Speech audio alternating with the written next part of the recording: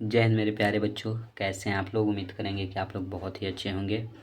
तो बच्चों, इस क्लास में हम पढ़ने वाले हैं बिहार डीएलएड वाले बच्चों के लिए साथियों जीके जीएस का शानदार प्रश्न। क्योंकि ये क्लास साथियों डीएलएड के बच्चे के लिए जीके जीएस का क्लास होने वाला है। और जीके जीएस बच्चों डीएलएड में 20 प्रश्न पूछे जाते हैं। और मैं बच्चों डेली के आपके लिए 20 प्रश्न लेकर के आता हूँ। डेली बच्चों आप लोगों का एक क्लास चलता है प्रैक्टिस सेट। यहाँ पे डेली आप लोगों के लिए जीके जीएस का निचोड़ बताया जाता है। ऐसा लगेगा बच्चों क्लास करने के बाद कि आप कोर्स रिवीजन कर रहे हैं। बच्चों रेगुलर कोर्स पढ़ते हैं ना, उसी तरह से आपको लगेगा। एक भी डाउट बच्चों कोई भी प्रश्न से आपको नहीं छूटेंगे। तो आप लोग इस क्लास को पूरा देखिएगा सभी बच्चे, और अंत तक देखिएगा। सेशन अच्छा लगेगा तो ही लाइक कीजिएगा, अच्छा ना लगेगा बच्चों तो आप लोग सभी बच्चे डिसलाइक कर दीजिएगा, ठीक है। अपने दोस्तों में जितना भी दोस्त लोग हैं, रिश्तेदार हैं बच्चों, भाई बहन डीएलएड की तैयारी कर रहे हैं, उनके पास ज़रूर इस सेशन को शेयर कर दीजिए। और अभी तक जो भी बच्चे चैनल को सब्सक्राइब नहीं किए हैं वो चैनल को सब्सक्राइब कर करके साथ ही साथ घंटी को दबाकर बेल आइकन को ऑल पे सेट कर लेंगे, ताकि नोटिफिकेशन मिले और आप बच्चों डेली क्लास अटेंड करेंगे सही समय पे। जब क्लास अपलोड होगा आप लोग कर पाएंगे। इतना काम कर दीजिए। पीडीएफ चाहिए बच्चों तो टेलीग्राम का लिंक हमने डिस्क्रिप्शन में दे रखा है। टेलीग्राम का लिंक बच्चों कहाँ पे है, डिस्क्रिप्शन में। आप वहाँ से जाइए और टेलीग्राम से जुड़ जाइए, और नहीं तो टेलीग्राम पे सर्च कीजिए मोटिवेशन गुरु मिथिलेश और जुड़ जाइएगा बच्चों, ठीक है। कोई डाउट आएगा आपको इस क्लास में तो कमेंट बॉक्स आपके लिए ओपन है, आप लोग कमेंट कर सकते हैं, आपका रिप्लाई ज़रूर दूंगा मैं। तो चलते हैं बच्चों पहले प्रश्न से। आज का पहला प्रश्न देखिए। बच्चे बोलेंगे कि ये 21 नंबर प्रश्न है, तो इसके पहले क्लास में बच्चों हमने 20 तक करा रखा है। अगर जो बच्चे क्लास नहीं किए हैं वो ज़रूर कर लेंगे। क्वेश्चन कहता है कि अहमदाबाद का पुराना नाम क्या था। अहमदाबाद का पुराना नाम बच्चों पूछा गया, और हम पूछेंगे आपसे कि अरुणाचल प्रदेश का पुराना नाम क्या था। अरुणाचल प्रदेश, अरुणाचल प्रदेश का बच्चों पुराना नाम क्या था। म्यांमार का पुराना नाम बताइएगा बच्चों। म्यांमार का पुराना नाम आप लोग बताइए। तो प्यारे साथियों, अहमदाबाद के जानने से पहले आप लोग जान लीजिए कि अरुणाचल प्रदेश का पुराना नाम था नेफा। NEFA, नेफा के नाम से जानते हैं। म्यांमार, जिसको पहले बर्मा के नाम से जाना जाता था, और अहमदाबाद को साथियों कर्नावती के नाम से जाना जाता था, ठीक है। पुराना नाम क्या होगा अहमदाबाद का, कर्नावती। ऑप्शन नंबर बी जो है आपका वो राइट आंसर हो जाएगा, ठीक है। अगला प्रश्न देखिएगा क्या है। सेशन कैसा लग रहा है आप लोग ज़रूर कमेंट बॉक्स में बताइएगा। म्यांमार देश की संसद का नाम क्या है। देखिए हमने बताया कि म्यांमार को बच्चों पहले वर्मा के नाम से जानते थे, और वही पूछ दिया गया कि म्यांमार देश के जो संसद हैं उनको किस नाम से जानते हैं। तो पयूथू हुताब के नाम से बच्चों जानते हैं। ऑप्शन नंबर आपका जो सी है वही राइट आंसर हो जाएगा, ऑप्शन सी राइट हो जाएगा। अगला प्रश्न देखिए। समता स्थल किनका समाधि स्थल है। समता स्थल पूछा गया जगजीवन राम, इंदिरा गांधी, राजीव गांधी या लाल बहादुर शास्त्री। तो साथियों समता स्थल ये जाने जाते हैं जगजीवन राम के समाधि स्थल को समता स्थल के नाम से। ऑप्शन नंबर ए राइट हो जाएगा। अगर इंदिरा गांधी की समाधि स्थल पूछ दे आपसे तो शक्ति स्थल कहते हैं। क्या कहते हैं मेरे प्यारे साथियों, शक्ति स्थल। शक्ति स्थल के नाम से जानते हैं इंदिरा गांधी के समाधि स्थल को। इंदिरा गांधी ने गरीबी हटाओ का नारा दिया था। पूछ दिया जाएगा कि गरीबी हटाओ का नारा किसने दिया था, तो इंदिरा गांधी ने दिया था। क्लियर है बच्चों। राजीव गांधी सबसे कम उम्र के प्राइम मिनिस्टर बने थे। सबसे कम उम्र के अगर आपसे पूछ दिया जाए कि प्रधानमंत्री यानी कि प्राइम मिनिस्टर कौन बने थे, तो राजीव गांधी हो जाएंगे। क्लियर है बच्चों, ये नोट कर लीजिएगा। अगर लाल बहादुर शास्त्री के बारे में आप जानेंगे तो इनको शांति पुरुष कहा जाता है। शांति पुरुष अगर आपसे पूछ दिया जाए कि शांति पुरुष किनको कहा जाता है, तो लाल बहादुर शास्त्री को। और इनके समाधि स्थल को क्या कहा जाता है बच्चों? तो विजय घाट कहा जाता है। विजय घाट लाल बहादुर शास्त्री के समाधि स्थल को कहा जाता है। क्लियर हो गया? क्लियर है बच्चों? ऑप्शन नंबर ए आप लोग टिक आउट कीजिएगा। जगजीवन राम के समाधि स्थल को समता स्थल कहते हैं। ऑप्शन नंबर ए आपका राइट आंसर होगा। अगला देखिएगा, अगला प्रश्न क्या कहता है? अलमुख बरात। अलमुख बरात किस देश की गुप्तचर संस्था है? तो अलमुख बरात जो है साथियों, यह इराक का गुप्तचर संस्था है। ऑप्शन नंबर बी जो है वो राइट हो जाएगा। अगर पूछ दिया जाएगा बच्चों कि ईरान का नेपोलियन किसे कहा जाता है? नेपोलियन, ईरान का नेपोलियन साथियों, तो यह नादिर शाह को कहा जाता है। नादिर शाह को ईरान का नेपोलियन कहा जाता है। अगर आपसे पूछ दिया जाए कि भारत का नेपोलियन किसे कहा जाता है, तो समुद्रगुप्त को कहा जाता है बच्चों। समुद्रगुप्त को भारत का नेपोलियन कहा जाता है और इनको विद्या प्रेमी भी कहा जाता है। विद्या प्रेमी समुद्रगुप्त को कहा जाता है क्योंकि ये सिक्कों पर वीणा बजाते हुए दिखाए गए थे। सिक्कों पर बच्चों वीणा बजाते हुए दिखाए गए थे, इसीलिए समुद्रगुप्त को विद्या प्रेमी कहा जाता है। और इनको एनी बेसेंट ने, डॉक्टर एनी बेसेंट अपने लेखों में समुद्रगुप्त को भारत का नेपोलियन कहा था। ठीक है, ऑप्शन नंबर बी आप लोग ये याद रखिएगा। अगला प्रश्न आता है साथियों, अगला देखिएगा क्या है। एक बार सेशन को सभी बच्चे शेयर कर देंगे और चैनल को जो बच्चे सब्सक्राइब नहीं किए हैं वो चैनल को सब्सक्राइब कर लेंगे। क्वेश्चन है कि कुरनूल किस नदी के किनारे बसा है?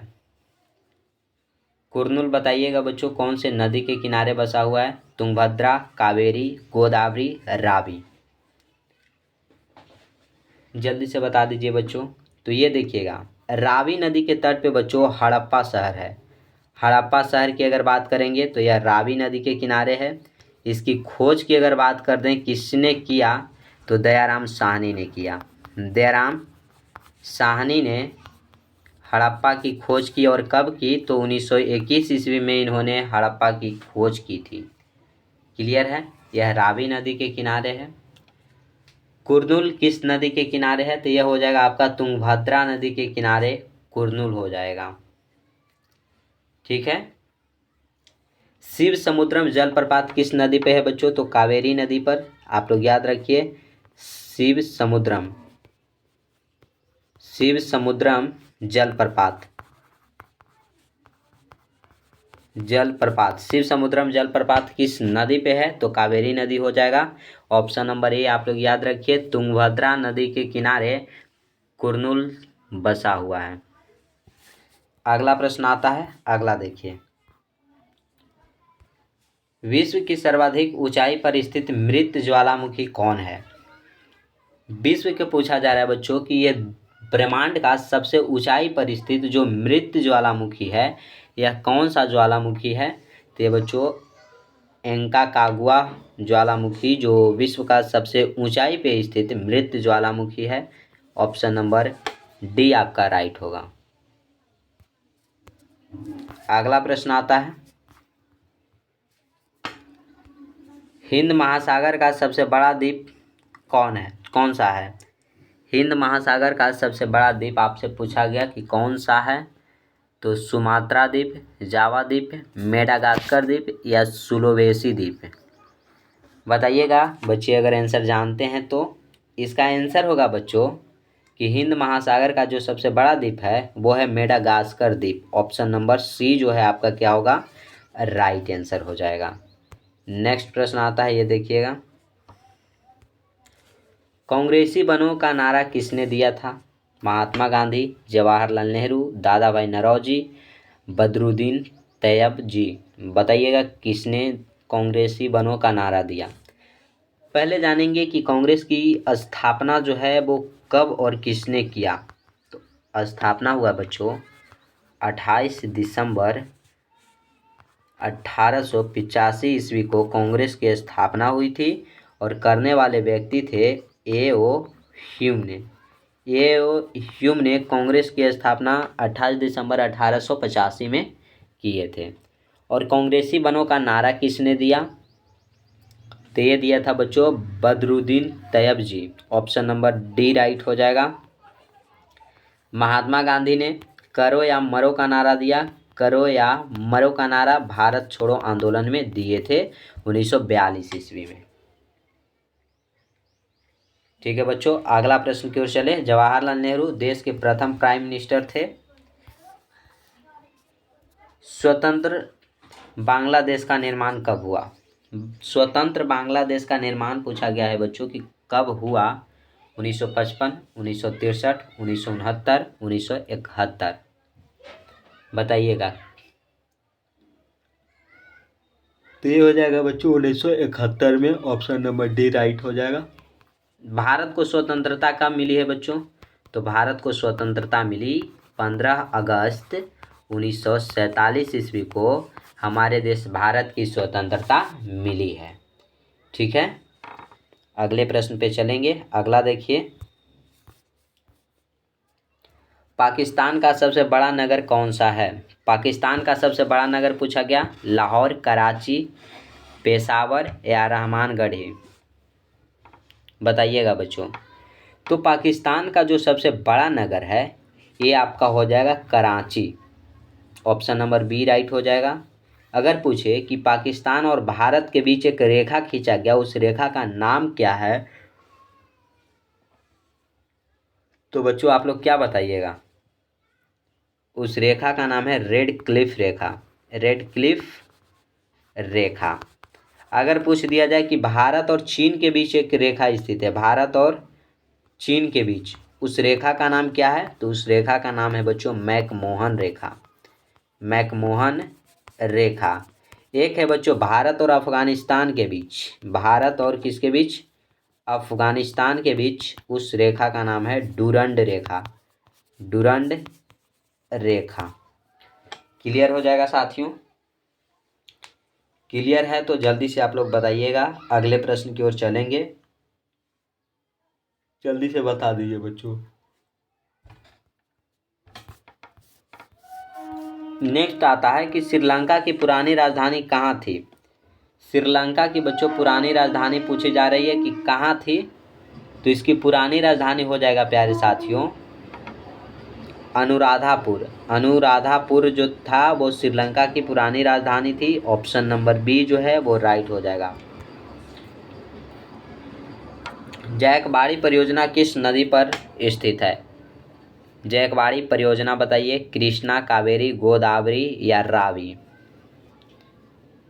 जल्दी से बताइएगा बच्चों। तो इसका राइट आंसर हो जाएगा कावेरी नदी पर। कावेरी पर शिव समुद्रम जलप्रपात भी है, याद रहेगा आप सभी को। अगर पूछ दिया जाए बच्चों कि हीराकुंड बांध, हीराकुंड बांध जो है वो किस नदी पे है, तो यह है बच्चों महानदी पर। महानदी पर है। और महानदी को उड़ीसा का शोक कहा जाता है। उड़ीसा का अगर शोक पूछ दिया जाए किस नदी को कहा जाता है, तो महानदी को कहा जाता है। क्लियर है? नेक्स्ट देखिए, शरीर में हीमोग्लोबिन का मुख्य कार्य क्या है? शरीर जो है बच्चों मनुष्य का, उसमें हीमोग्लोबिन का पूछा जा रहा है कि मुख्य कार्य क्या है, तो बच्चे क्या आंसर लगाएंगे? तो आंसर लगाएंगे साथियों कि ऑक्सीजन का परिवहन करता है हीमोग्लोबिन। ऑप्शन नंबर डी जो है वो राइट आंसर हो जाएगा। अगला प्रश्न, जहांगीर महल किस किले में स्थित है? जहांगीर महल जो है वो बच्चों वो बताइए कौन से किले में स्थित है? आगरा का किला। आगरा में कौन सा किला है बच्चों? तो ताजमहल है। ताजमहल आगरा में है। लाल किला, इलाहाबाद का किला या लाहौर का किला? तो इसका राइट आंसर हो जाएगा साथियों आगरा का किला। ऑप्शन नंबर ए राइट हो जाएगा। अगला प्रश्न,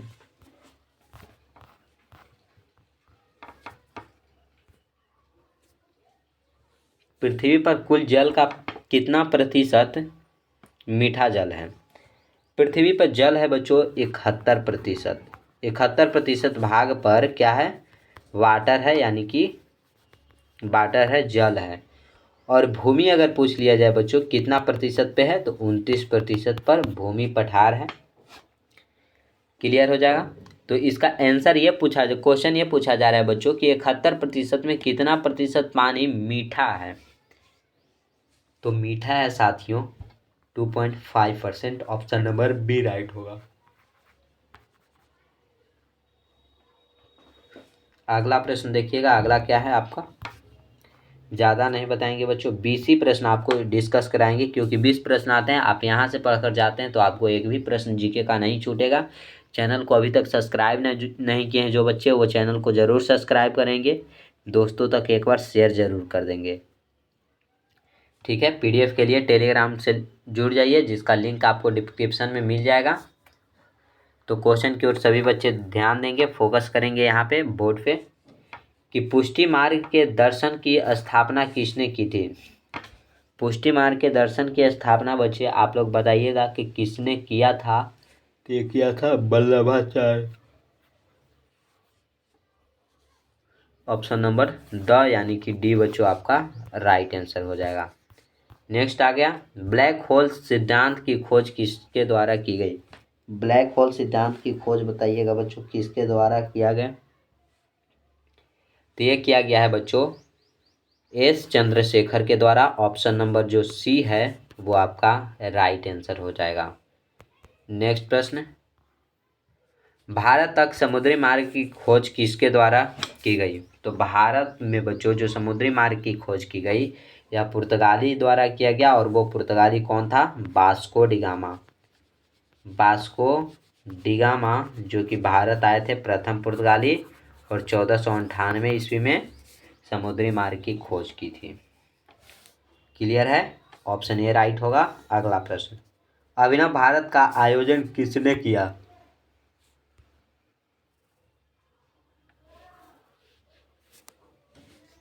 इकबाल, जयप्रकाश नारायण, वीर सावरकर या सरदार वल्लभ भाई पटेल। तो आप लोग जानते होंगे बच्चों, पहले की क्लास नहीं किए हैं तो रेगुलर क्लास कीजिए, कि सरदार वल्लभ भाई को सरदार की उपाधि महात्मा गांधी ने दी थी बारदोली सत्याग्रह में। जो बारदोली की महिलाओं थी, इनको कहने पे महात्मा गांधी ने यह उपाधि दी थी। जयप्रकाश नारायण, जिन्होंने संपूर्ण क्रांति का अगर नारा पूछ दिया जाए किसने दिया था, तो जयप्रकाश नारायण हो जाएंगे। क्लियर है साथियों, आंसर देखिएगा इसका हो जाएगा वीर सावरकर हो जाएगा। अभिनव भारत का आयोजन किसने किया, वीर सावरकर। जयप्रकाश नारायण को लोक नायक भी कहते हैं।